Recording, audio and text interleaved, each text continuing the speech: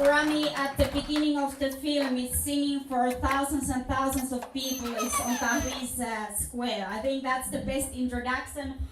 And this evening is hosted by HIAP association called Perpetuum Mobile. My name is Marita Muukkonen and I work as a director and as a curator of Perpetuum Mobile. And Teemu Matinpuro from Finnish Peace Committee is here. Teemu, please come and join us. Teemu is going to be here in the discussion. I also want to warmly welcome his Professor of World Politics, Teivo Teivainen, who will chair this discussion tonight. So Teivo, please come and join us. And hello.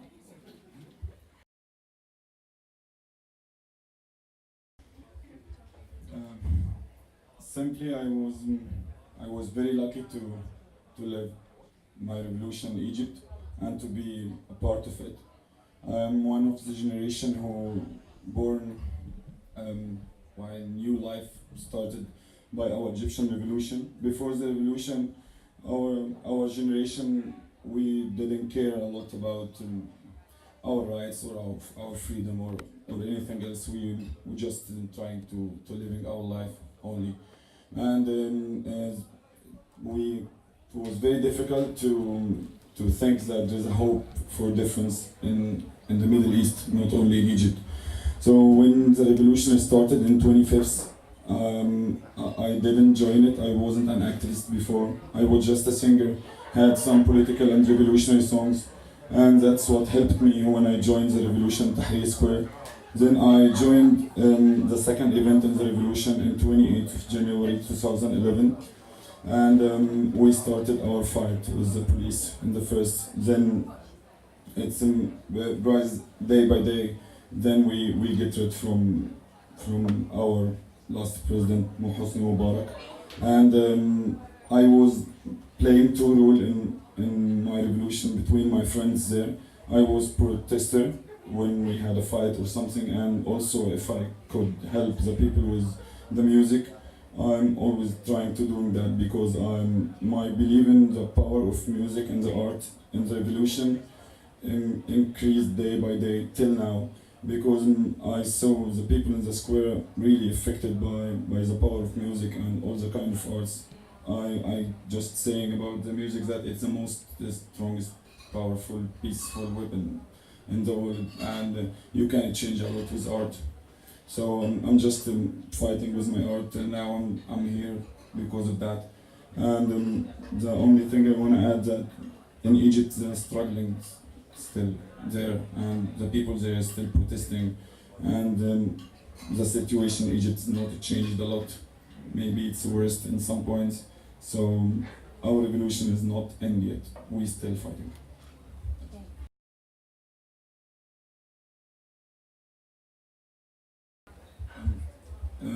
In the first 18 days, in the beginning of the revolution, the most important tool for the art, all kinds of arts we had in our square, that we had hard times and some boring times also, like you are doing a sit-in, sleeping in the street for a month or more. So only the art is our hope, or the thing which makes them time passing easier and help us and encourage us a lot. The music play a big role in the revolution, but I think also the graffiti and the wall painting is playing maybe more important, especially that not all the people can sing or can play music, but in Egypt, after we knew what the meaning of graffiti, you don't have to be a professional artist or a professional painter to describe yourself on the walls. So in Egypt, after the revolution started, all the people who want just to say anything pro-revolution or against it. So it's you can just walk in Cairo streets and know the truth. Don't listen to the media always lying. So just go to the walls and you will find how is the situation exactly. Now the role of the art and the artists who are believing in the revolution, it's very important, maybe more than before, because the government now want to change the history and want to make some revolutions, something bad happened before. So, and the media always serving this idea. So the artists now have a big responsibility to work more to keep the truth of what happened with all kind of arts. So it's a very important tool.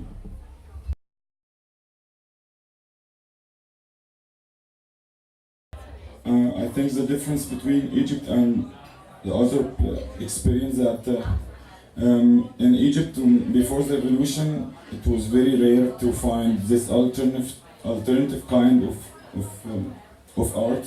So we just started to discover all this kind of arts after the revolution and when the revolution started. And so the revolution gave us the huge chance to be and to find a way to describe ourselves. That's the first point. The second point is a lot of people didn't join the revolution in the beginning, and day by day when they are listening to the music or seeing Ammar or Ganzirs or any kind of art, they start to learn and to join us. So that was the role of I could add that I think, just looking from Helsinki, the Tahrir Square, the Egyptian revolution, I think there was a very big role that was that also the women took a major role in the block writers, as writers, and maybe a bit different from the social problems and that kind of thing. I think that was a major thing that what happened in Egypt, at least looking from far away, that then you understood that there's a women played, and also I have heard that also in this graffiti art that there was a lot of women doing, which we didn't see in the movie, by the way. You will later on. Later on, Yes. but I think that was also sort of quite a big change in the Egyptian atmosphere. That's why we hear a bit more about also the problems that the women face there in Egypt and with the revolution as well. So that there was, you can make a revolution and still have the old structures of the male domination still in power. But I think in this revolution you could see that the Egyptian women took also very strong role compared to many other cases. The role of women, Egyptian women in the revolution was great, and as an Egyptian man I can say it very clearly that I had very stupid ideas and bad traditions and bad thoughts about the equality between male and female in Egypt, because it's my culture and I grown up like this. I'm a man from the Middle East, but I was always trying to be better in thinking about the equality between the male and female before. But finally, when the revolution started, and this was the moment that really I found that there's no any difference between us, and I don't have to say male and female. But that's my old thoughts. So and that's happened because the role of the women, and they played a great role in the 18 days, in the fights. They helped us a lot, especially in the hospitals, the small hospitals in the square, and about the social activities. And especially when the women start to do graffitis or something, because till now we have some big problem about sexual harassment.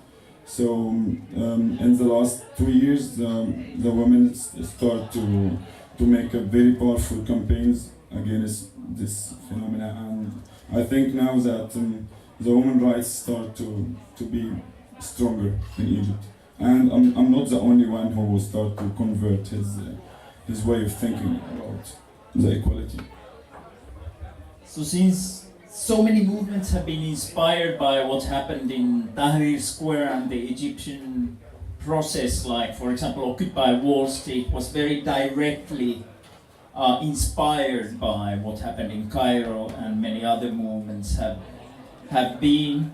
And then now that there have been these taking the square, going to the streets in different cities, different places in the world with a lot of enthusiasm and boom and yes, and this is what democracy looks like, what we do here at the square, and this is the alternative. And then comes the moment like how to move from the square to make a more general transformation? What kind of mechanisms of mediation, representation, what kind of mechanisms of transforming the society beyond the square?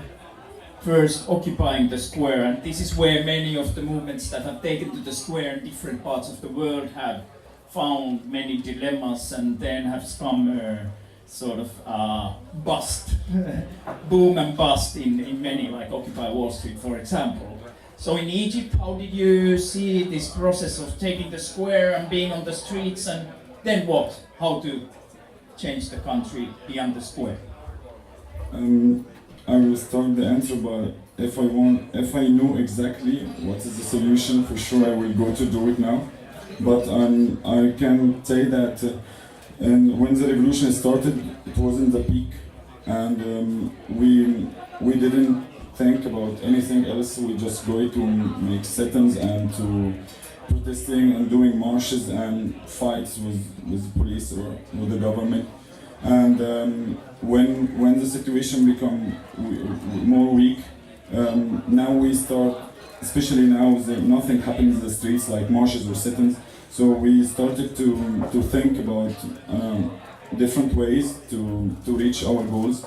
But by the way, we have to keep going to the streets and do marches and protesting also. We can't reach our goal without this. But we started to find another ways like the art, the music, and all kind of art.